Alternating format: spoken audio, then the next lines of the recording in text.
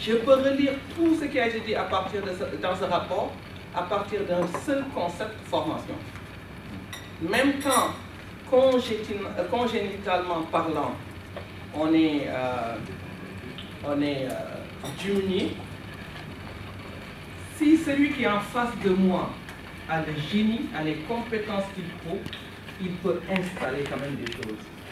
Et donc aujourd'hui, on vise sur la formation des enseignants, il y a de l'émiettement, il y a des interventions plurielles, il faut mettre tout cela en cohérence. Mais il n'y a pas que les enseignants, il y a tous ceux qui sont autour de l'école qui doivent aussi être formés. Voilà donc ce que je voulais dire dans un premier temps, je vous remercie. Poser plusieurs questions. Au centre, en tout cas, de nos réflexions, c'est l'éducation. Mais l'éducation, pour qui, par qui? Et je crois que la particularité de nos États, comme on nous dit, il ne faut pas seulement se focaliser sur le Sénégal, c'est que nous avons un lourd héritage. Je pense que notre pays peut comptabiliser, moi si je me trompe, au moins 2 siècles de culture scolastique. Mais également, si nous nous positionnons par rapport à nos indépendances, nous avons plus d'un demi-siècle. Et on peut se poser la question, où est-ce que nous en sommes encore avec nos systèmes éducatifs? Si dans un passé récent, on disait oui, le Sénégal en matière d'éducation est l'un des premiers pays parce qu'il forme beaucoup de diplômés, ainsi de suite, ainsi de suite.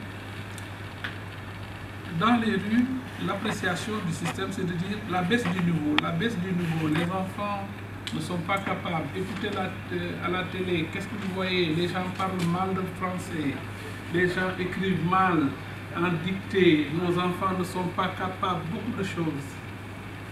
Je crois que toutes ces appréciations-là tournent autour de la problématique de l'apprentissage. L'apprentissage véritable commence quand? Et si on pense que ça commence à partir où on va parler de mathématiques pures et dures, on est dans la libération, etc. Ou bien quand on sera dans la lecture, on va être dans l'alphabet. Je crois qu'on perdra beaucoup de temps à construire l'apprentissage véritable.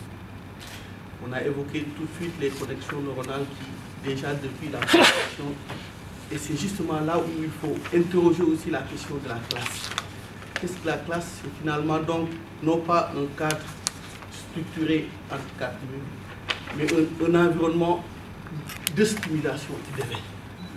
Et je crois que si on éclate ça comme ça, on peut remonter jusqu'à la petite enfance pour percevoir. Parce que justement, même ici au Sénégal, quand on parle de petite enfance, on pense déjà à plus de 3 ans.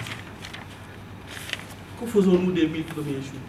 Que faisons-nous des capacités que les parents doivent avoir en termes d'éducation parentale pour pouvoir agir plus tôt et plus vite sur l'enfant pour préparer ce que sera l'apprentissage à partir de l'élémentaire? Bon, aujourd'hui, donc, au Sénégal, dans 9 régions, nous avons des expériences similaires d'enseignement bilingue.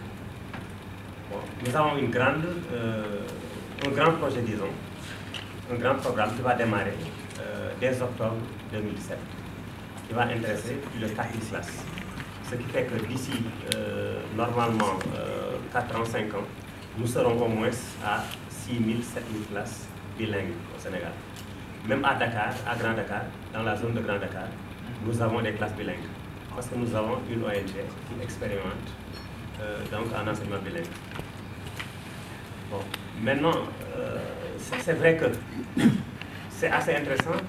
Bon, même si en fait c'est mal mené, il y a toujours une plus-value.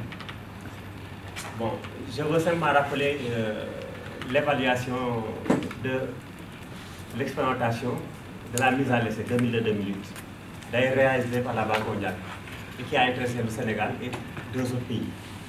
Mais le Sénégal, malgré toutes les difficultés, retard de mise en place des intrants, retard donc dans la formation des enseignants, problème de suivi, encadrement de proximité des enseignants, le Sénégal s'est classé premier. Lors de la dernière évaluation également dans le cadre d'Élan Afrique, que nous partageons avec le Burkina, mais le Sénégal s'est placé 2e, malgré toutes les difficultés connu, disons, par cette expérimentation. Et là, j'aimerais intervenir sur 3 points que vous avez soulignés: l'apprentissage, l'appui centré sur la classe, l'incitation et la motivation. Peut-être que je vais intervenir en présentant, peut-être en vous donnant des anecdotes qui puissent nous aider peut-être sur certains aspects du rapport que vous allez présenter. Et en ma position de chargé de projet d'agence de coopération, où on reçoit beaucoup de requêtes de projets. Et en recevant ces requêtes de projets de certains départements ministériels ou du gouvernement, on se rend compte effectivement d'une certaine incohérence et manque de synergie entre les acteurs qui interviennent dans des projets sectoriels. Donc, par exemple, le cadre de l'éducation.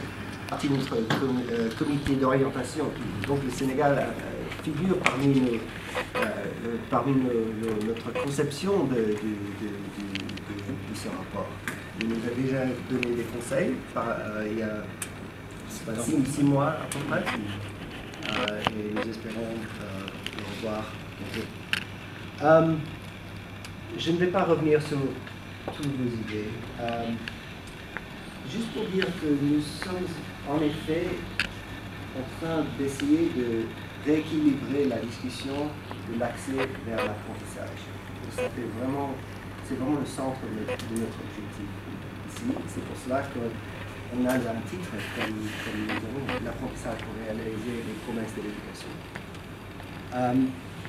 Aussi, nous avons beaucoup discuté des problématiques de la langue maternelle.